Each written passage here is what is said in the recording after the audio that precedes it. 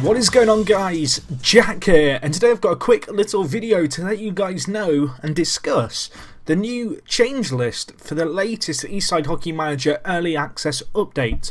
This is the first official update since the game was released in a public beta on the Steam Early Access program. We are now on version 15.1.0, and we're going to take a look at some of the changes. I'm going to read off the list, talk about some of the bigger changes, hopefully show you some stuff on screen if I can find the changes kind of in action, so you guys can see a little bit more about what it's all about. So yeah, anyway, let's look at firstly the new features. So we have a graphical playoff tree for when viewing the playoff stages, which is kind of nice. So currently the playoffs, if you list all the results, there isn't kind of any tree, or there wasn't any kind of graphical kind of visual representation of what was going on in the playoff and who was going to play who, and it wasn't too clear. So to have this addition is quite a nice one.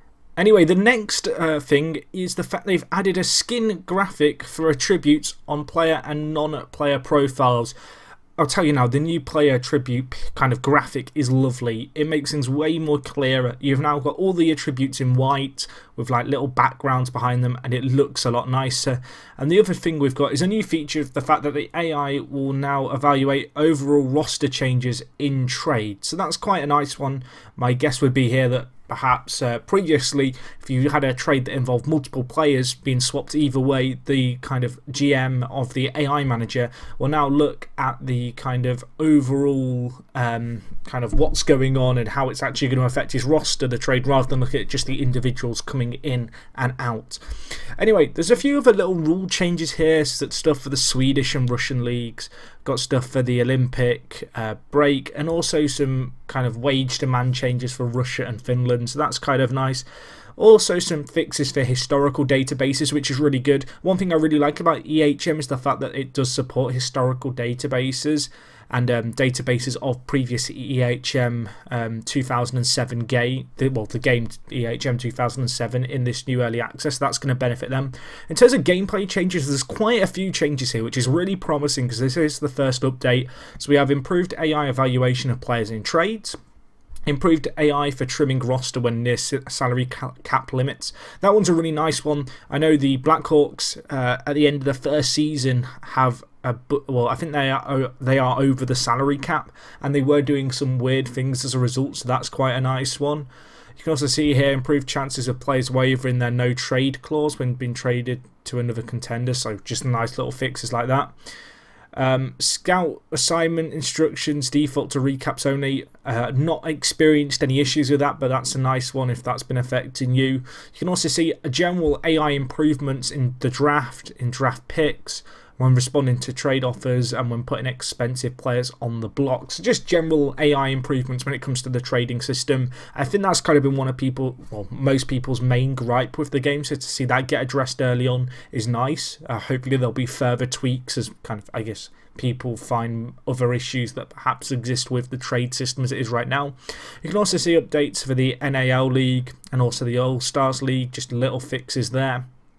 Big one here is fixing the away jersey selection for certain leagues to use the white away shirt. So what was happening before was if two teams wore the same colour, say red, the away team would play in the away white colour. But if the home team was playing in black and the away team was playing in dark blue, it didn't default to white, and it could be really hard to tell the difference between the teams. So that's a really kind of welcomed one. I was hoping that was going to be addressed early on because that had affected me playing as the Maple Leafs in dark blue, so to see that get fixed is really nice. GM patience, resetting between trade negotiations, just little fixes there. League statistic export options, apparently there was an issue with that not working properly. That's one thing I do like, is the fact that in-game you can export some data, you know, tables and all that kind of stuff, I believe, to Excel and other spreadsheet softwares. I've not actually tried that yet, so I'm looking forward to seeing that. Disabled foreign release clauses on Russian teams, little fixes like that are always welcome. I don't know so much about the rules of hockey, but you know, anything to kind of, I guess, make the simulation more and more accurate. You can also see stuff like hosts for international games being improved. Contract extension demand strings on contract offer screen is nice. Apparently they weren't working. To be honest, there's lots of little fixes here which I'm kind of liking the look of. Stuff like older player progression is good. entry-level contract signed near end of season will automatically slide 1 year forward. That's a mistake that I fell into with my draft pick, so that's a nice one. You can also see here some UI changes, improved visibility on the new screen buttons. Again, I will try and find exactly what these changes are so you guys can see them. Darken screen containers slightly to help with readability. I did experience a little bit of this, so that's kind of nice. Action bar in the title bar to prevent inverted colors for to use inverted colors for better visibility. So lots of little visibility things. I must admit there are a few screens where I'm struggling to see stuff, so that's kind of nice. You can see here fixed attributes being shown on training panel with the hidden attribute display option.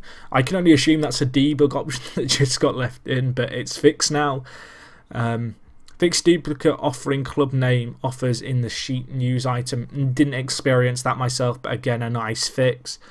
And a few other little UI changes here and there. I feel like this is very much a work in progress, but the amount of changes that have been done already, you know, 2 weeks into the game, it really is promising. I believe they've said that they want to get EHM, EA as it is, out of early access within kind of the next few months. And I say few months leniently because they did say they wanted it to be a monthly, kind of months rather than years kind of process getting this game out of early access. But these updates really show that there is certainly changes being put in, and I'm really excited to kind of experiment with these, particularly the trade stuff. That was something that needed to be addressed early on, and that really has been done.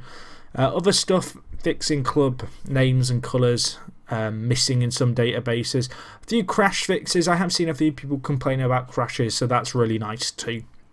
But anyway, I'll leave a link to this full change list down in the description of this video.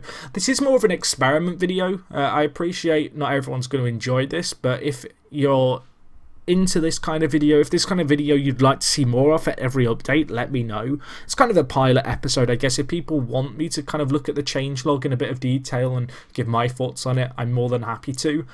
So yeah, if you want to see this, let me know in the comments. And other than that, that's going to wrap things up from me, guys. Hopefully you enjoyed. Hopefully you enjoy this new update for EHM. If you find the update good, well, just let me know your general thoughts, I guess, down in the comments. And yeah, I'll talk to you guys in a bit. It's me, Jack, and I'm out.